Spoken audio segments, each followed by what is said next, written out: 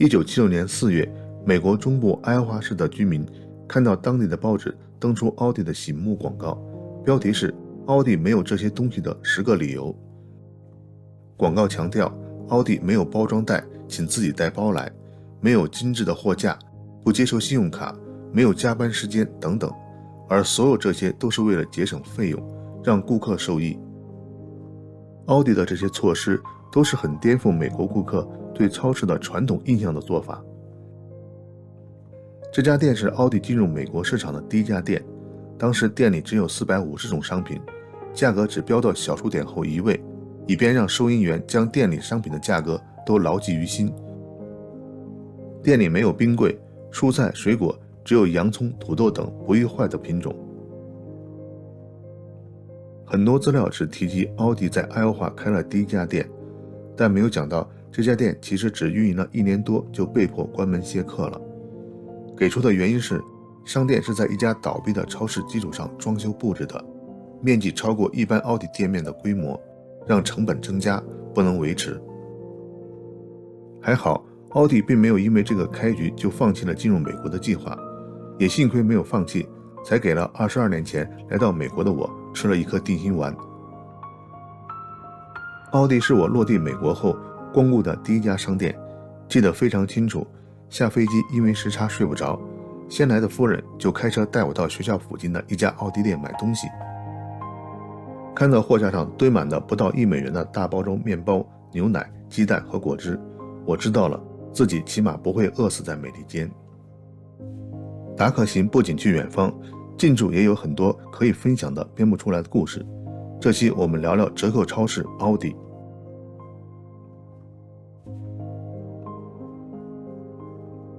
埃森位于德国西部，第2次世界大战期间，这里曾是盟军重点轰炸目标。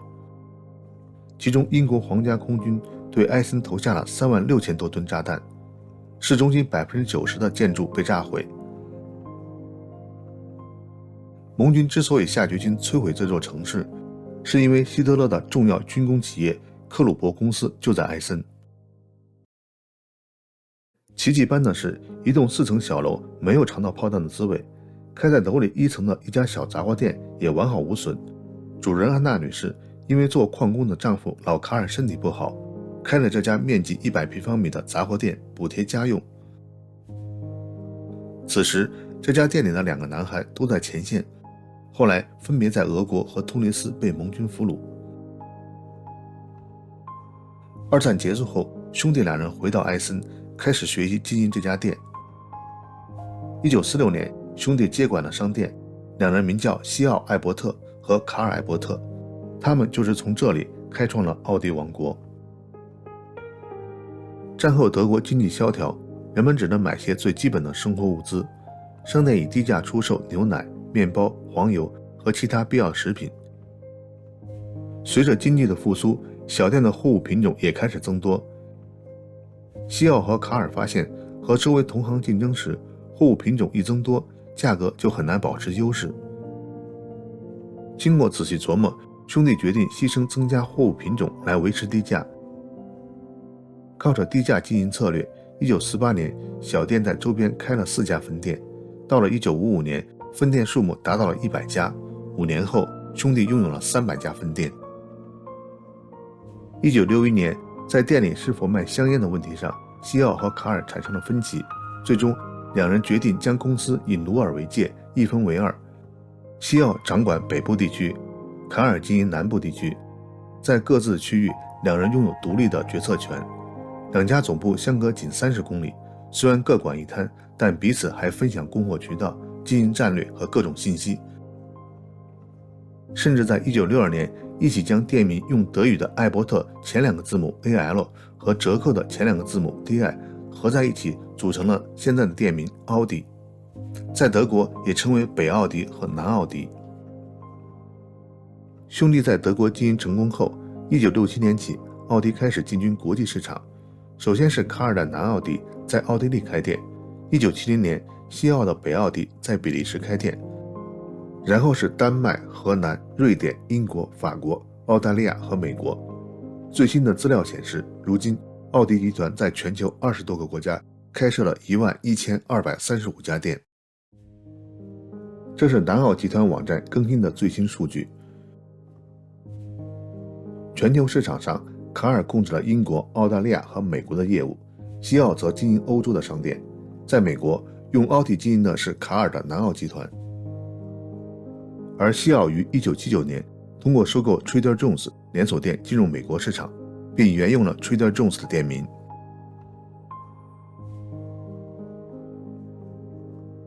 很多人总结奥迪成功的关键是节省，商店运营如何节省一会儿再聊。老板西奥的节省非常出名，他在开集团会议时记录的稿纸总是2面都用，写字的铅笔一直用到铅笔头拿不住了才扔。为节约用电，只要光线允许就不开灯。有一次，属下拿着图纸向他汇报河南分店的施工建设，汇报完毕，西奥对员工说，设计得很好，就是画图的纸太厚了，以后用薄一点的。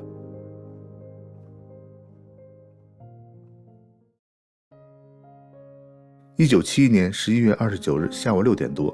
，2名绑匪绑架了刚下班准备开车回家的西奥。绑匪这是第3次来到西奥的办公室楼下，前2次看到西奥的打扮实在不像有钱人，开的车很普通，甚至连自己的司机都没有，就没有下手。绑匪将西奥囚禁到杜塞尔多夫市区的一栋大楼里，让西奥给妻子和警察写信报平安。随后，西奥和绑匪就赎金开始谈判，最后达成700万马克的数额，折合400万美元，是当时全世界最高的赎金金额。第7天，家人收到西奥的信，除了写明700万的赎金，还开列了需要各种面值现钞的搭配。西奥被绑也是德国罕见的名人被绑事件，政府成立了160多人的处理小组，新闻媒体更是跃跃欲试。绑匪要求可靠的中间人负责交纳赎金，最后选择的中间人是教区的主教。绑匪甚至还给当时的德国总理写了封信，保证西奥受到了很好的照顾，抱怨要不是警察和媒体的介入，事情早就解决了。他们希望圣诞节前能够解决问题。关押期间，西奥一直被安置在公寓房的壁橱里，经过和家人、中间人的信件往来，确定了在绑架后第17天交钱赎人。虽然700万马克是笔巨款，但艾伯特全家凑一凑还是准备好了这笔钱。12月16日晚上，主教带着钱来到指定地点。为了确保在黑夜中赎回的是西奥本人，事前主教准备了10个只有西奥自己知道答案的问题，比如最后一次在哪里度假，最喜欢什么食物等等。人钱两清后，西奥回到自己家，并接受了一生中少有的采访。他说，被绑期间和绑匪基本没有什么交流。绑匪拿到钱后，先是开香槟庆祝，然后在夜里将大部分钱藏了起来。不久，一个绑匪用钱去附近的电器店的账单，绑匪的声音被警方在电视新闻里反复播放，电器店的店员辨认出了声音，再联系到大笔欠款的一次付清，就给警察打了电话。钱上面的编号警察已经备案，很快将其抓捕。但这名绑匪称自己只拿了很少的赎金，大部分被同伙藏了起来。他同伙的职业是律师，智商很高，先逃到墨西哥，过了近1年才被抓捕引渡回德国。据他交代，大部分赎金都放在一个金属桶里，沉到了莱茵河里，但警察经过实验，认为装满现金的铁桶很难沉入水中。继续审问后，这名律师绑匪交代了几处隐匿点，不过最终找回的现金也只有赎金的一半。法院最终判2名绑匪8年半的监禁。出狱后，2人的生活都很平常，没有大富大贵，甚至还有点贫困。如今2人都已过世，至于那一半赎金到底藏在何处，已经成了无人知道的秘密。西奥则曾经将这笔赎金作为运营成本用于抵税，结果没能完全达到目的，只抵了一部分。经此一招，西奥和卡尔更为低调谨慎，出门都是防弹车，路线不固定，也没有再接受任何媒体的采访，两人一居隐居在能俯瞰埃森的努尔河谷的城堡中。卡尔还有一处私人的18洞高尔夫球场。西奥于2010年去世，身价估计为188亿美元。2009年，卡尔在福布斯亿万富翁排行榜中位列第24位，是德国最富有的人，财富估计为259亿美元。卡尔于2014年去世。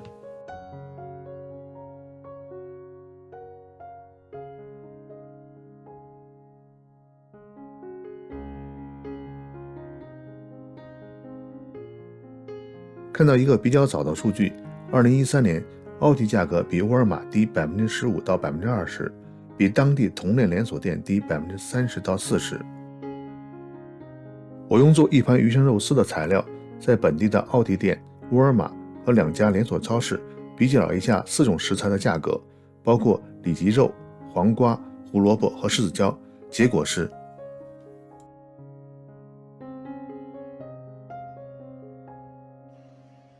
奥迪的价格优势原因很多，奥迪老顾客只要看看就可以发现，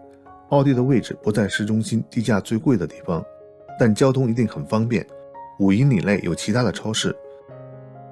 店面很简单，被称为斯巴达式建筑，没有过多的装点，非常实用。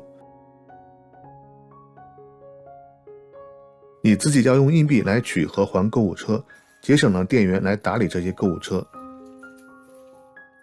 进入店后，里面的面积不大，一般在1500平方米，而沃尔玛的面积一般都是9000多平方米。店小能节约建筑、能源和地产税的成本。货架只有5、6排，货物用原厂包装盒直接堆放，省去了店员将货品上架环节。据统计，奥迪店里的货物品种大约1400种，少于一般超市45000种的规模，更是少于沃尔玛10万种的规模。奥迪店里的店员很少，一个时段内店员不会超过5位，营业时间是上午9点到晚上8点，这样没有加班人员工资，也节省水电费。奥迪的收银员是坐着工作，这样可以提高效率。你挑选的物品包装上有多处条形码，收银员很容易扫描。奥迪也没有折扣券，不用费心搜集和付账时拿出来抵扣。因为手续费，2016年以前，奥迪拒收信用卡和个人支票付款。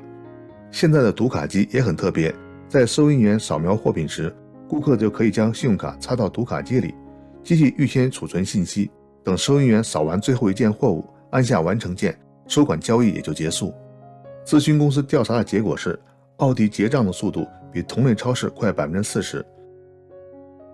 你还会注意到，奥迪不但没有包装袋，收银员还不帮你打包物品，而是直接放在购物车里或者留在工作台上，等你自己装包。这应了卡尔曾说的，在奥迪，消费者不是皇帝，我们不提供服务，我们只是提供大众商品。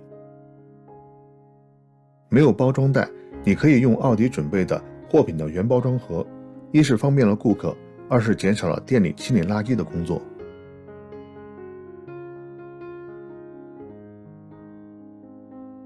这一大圈下来，能看到不少省钱省力的地方。再查查资料，还有更重要的办法是在店里不容易看到的。百年老店奥迪的一个理念是不被消费者驱动，而是为消费者选择好最上乘质量、最适合大小和最优惠价格的商品放在那里等待消费者。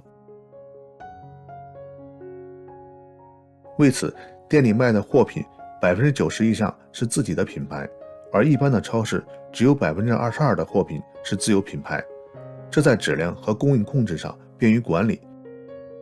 比如2015年，奥迪宣布店里的商品不再采用人工色素、味精、氢化油等对人有害的物质，此外将在2025年实现包装材料的可重复使用和回收，因为采用的是自己的品牌，比其他商店容易实现目标。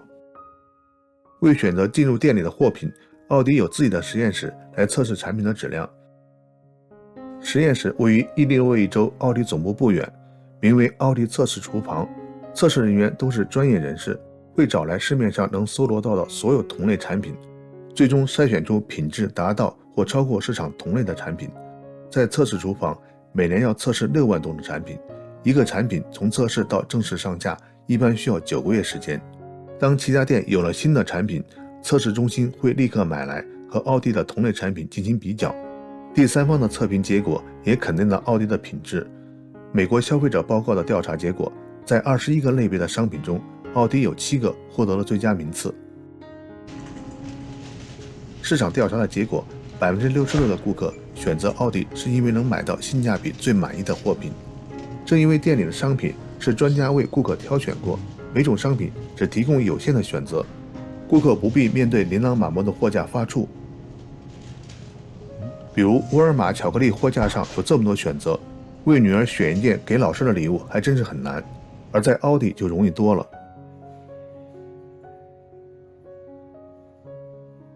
还有一些细节，如果不是在资料中看见，还真是想不到。比如奥迪店里没有电话号码，都是统一的全国服务热线，这样店员不会被电话打扰。店里没有背景音乐，这样不用支付版税，店里能听到的声音全是收银台机器的扫码声。店里的工作岗位工种很少，只有经理、经理助理、店员等，对新员工的培训很全面，要能胜任店里的各项工作。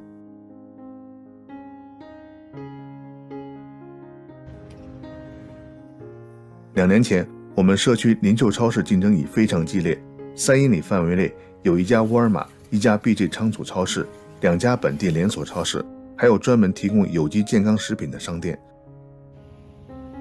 在这样的阵势下，奥迪居然将新店开在沃尔玛旁边，而且很快站立住脚跟，